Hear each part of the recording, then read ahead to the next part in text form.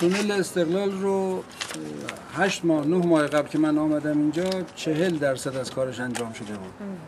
با پیگیری که انجام دادیم و همکاری هایی که در دو طرف شد الان بالای 75% کاراش تکمیل شده و در واقع اون بحث بتون ریزی کف یک طرفش کامل انجام شده، یک طرف دیگر هم نصفش انجام شده.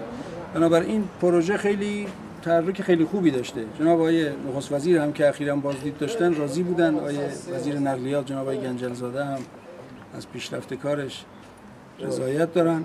اون بحث تهویه و روشنایی هم از اول جزء این قرارداد نبوده، یعنی به عهده ما از اول نبوده.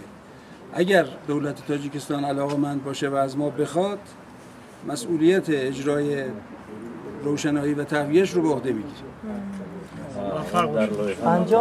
انجام این پروژه‌ای که الان عمل شده است ترمیم استقلال چقدر طول میکشه؟ ما فکر میکنیم که انشالله ظرف 2 ماه آینده تموم میشه. 2 ماه آینده تموم میشه.